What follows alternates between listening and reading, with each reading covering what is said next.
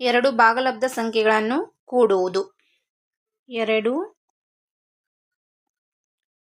ಭಾಗಲಬ್ಧ ಸಂಖ್ಯೆಗಳ ಕೂಡಿಸುವಿಕೆ.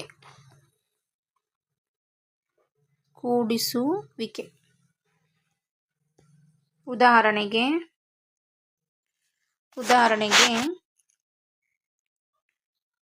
3/8 ಒಂದು ಭಾಗಲಬ್ಧ ಸಂಖ್ಯೆ ಪ್ಲಸ್ ಕೂಡಿಸುವುದು -5/7 ಒಂದು ಭಾಗಲಬ್ಧ ಸಂಖ್ಯೆ. ಇವೆರಡರ ಕೂಡಿಸುವಿಕೆ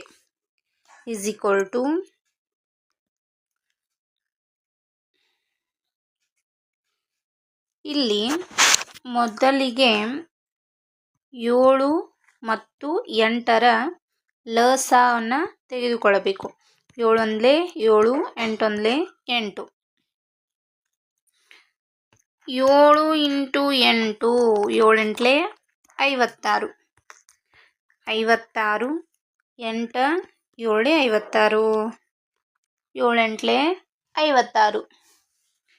7 3 21 ಪ್ಲಸ್ ಇಂಟು ಮೈನಸ್ 5 8 40.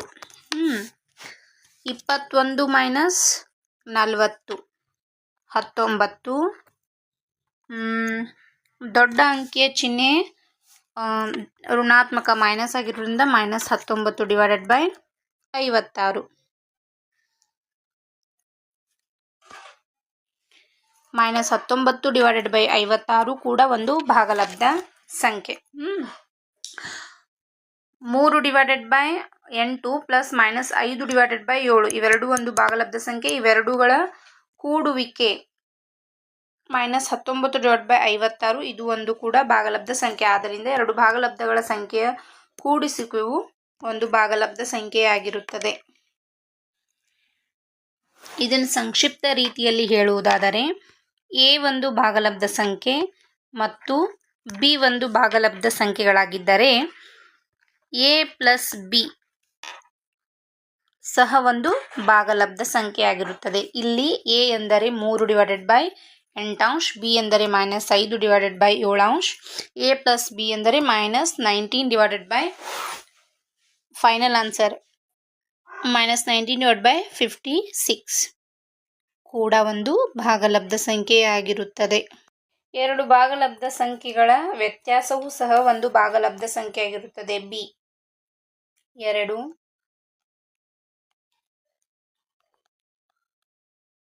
ಭಾಗಲಬ್ಧ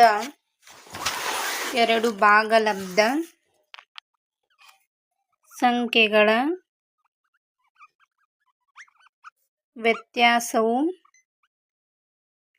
ವ್ಯತ್ಯಾಸವು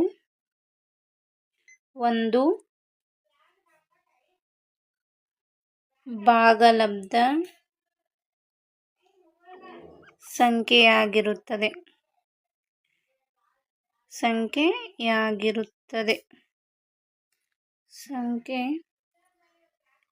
ಸಂಖ್ಯೆಯಾಗಿರುತ್ತದೆ.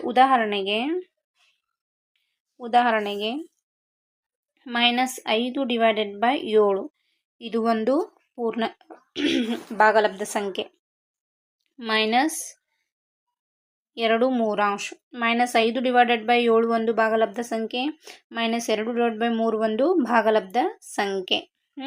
ಇವುಗಳ ವ್ಯತ್ಯಾಸ ಅಂದರೆ ಋಣಾತ್ಮಕ ಚಿಹ್ನೆ ಮೈನಸ್. ಇವುಗಳ ವ್ಯತ್ಯಾಸ ಇಲ್ಲಿ ಮೊದಲಿಗೆ 7 ಮತ್ತು 3ರ ಲಸಾವನ್ನು ತೆಗೆದುಕೊಳ್ಳಬೇಕು. 7 3 7 1 7 3 1 3. ಆದ್ದರಿಂದ 7 ಗುಣಾಕಾರ 3 7 3 21. ಲಸಾ 21. 21 7 3 21 3 7. ಇಲ್ಲಿ ಛೇದವನ್ನು ಗಮನಿಸಬೇಕು. 5 3 15 ಪ್ಲಸ್ ಇಂಟು ಮೈನಸ್ 7 14. ಎರಡು ಒಂದೇ ಚಿಹ್ನೆ ಆಗಿರೋದ್ರಿಂದ ಇವನ್ನೆರಡನ್ನು ಕೂಡಿಸಿಕೊಳ್ಬೇಕು. -29/21. ಇದು ಕೂಡ ಒಂದು ಭಾಗಲಬ್ಧ ಸಂಖ್ಯೆ. ಇದನ್ನು ಸಂಕ್ಷಿಪ್ತ ರೂಪದಲ್ಲಿ ಹೇಳುವುದಾದರೆ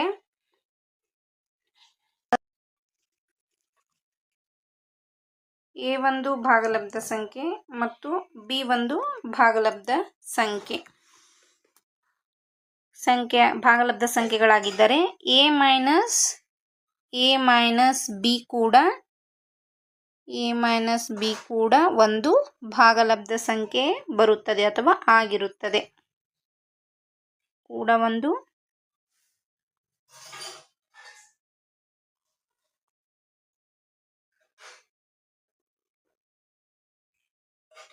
ಒಂದು ಭಾಗಲಬ್ಧ ಸಂಖ್ಯೆಯಾಗಿರುತ್ತದೆ.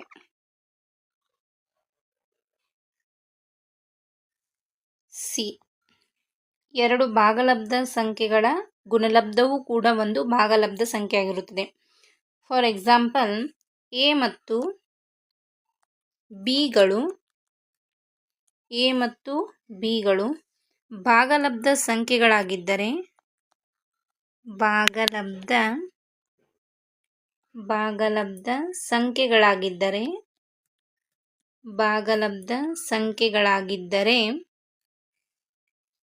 ಎ ಗುಣಾಕಾರ ಬಿ ಸಹ ಒಂದು ಭಾಗಲಬ್ಧ ಸಂಖ್ಯೆಯಾಗಿರುತ್ತದೆ.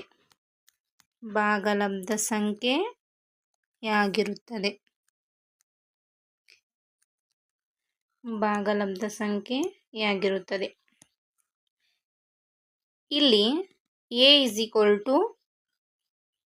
-2/3, b 4/5. -2/3 ಮೂರಾಂಶ ಕೂಡ ಒಂದು ಭಾಗಲಬ್ಧ ಸಂಖ್ಯೆ, 4/5 ಒಂದು ಕೂಡ ಭಾಗಲಬ್ಧ ಸಂಖ್ಯೆ. ಇವೆರಡರ ಗುಣಾಕಾರ a into b. a into b -2/3 ಗುಣಾಕಾರ 4/5. 4 8 ಪ್ಲಸ್ ಇಂಟು ಮೈನಸ್ 5 15. ಇವೆರಡರ ಗುಣಾಕಾರನೂ ಸಹಿತ ಒಂದು ಭಾಗಲಬ್ಧ ಸಂಖ್ಯೆ ಆಗಿರುತ್ತದೆ. ಈ ರೀತಿಯಾದಂತಹ ಅನೇಕ ರೀತಿಯ ಉದಾಹರಣೆಗಳನ್ನು ನೀವು ಬಿಡಿಸಬಹುದು.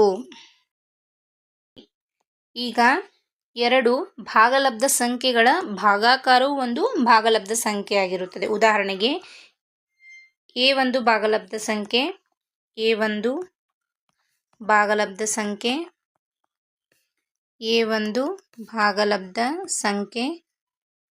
ಮತ್ತು ಬಿ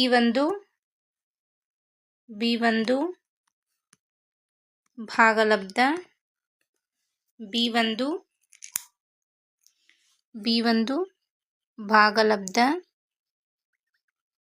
ಭಾಗಲಬ್ಧ ಸಂಖ್ಯೆಯಾಗಿದ್ದರೆ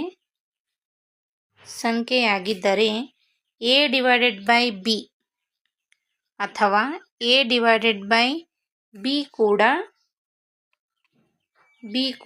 ಒಂದು ಭಾಗಲಬ್ಧ ಸಂಖ್ಯೆಯಾಗಿರುತ್ತದೆ. ಭಾಗಲಬ್ಧ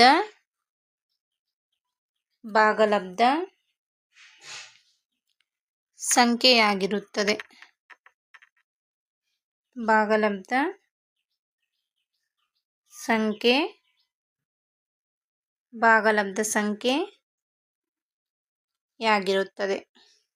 ಉದಾಹರಣೆ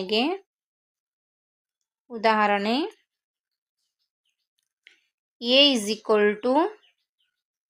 -5/3, b 2/5. a divided by B -5/3 ಭಾಗಲೇ 2/5. -5/3 ಓರೆ ಗುಣಾಕಾರ ಮಾಡಬೇಕು. 5/2. 5 25 ಪ್ಲಸ್ ಇಂಟು ಮೈನಸ್ 3 6. ಎ ಒಂದು ಭಾಗಲಬ್ಧ ಸಂಖ್ಯೆ, ಬಿ ಒಂದು ಭಾಗಲಬ್ಧ ಸಂಖ್ಯೆ, ಎ ಡಿವೈಡೆಡ್ ಬೈ ಬಿ ಕೂಡ ಒಂದು ಭಾಗಲಬ್ಧ ಸಂಖ್ಯೆ ಆಗಿರುತ್ತದೆ. ಆದ್ದರಿಂದ ಎರಡು ಭಾಗಲಬ್ಧ ಸಂಖ್ಯೆಗಳ ಭಾಗಾಕಾರವೂ ಕೂಡ ಒಂದು ಭಾಗಲಬ್ಧ ಸಂಖ್ಯೆಯಾಗಿರುತ್ತದೆ. ಈ ರೀತಿಯಾದಂತಹ ಅನೇಕ ರೀತಿಯ ಉದಾಹರಣೆಗಳನ್ನು ನೀವು ಕೂಡ ಬಿಡಿಸಬಹುದು.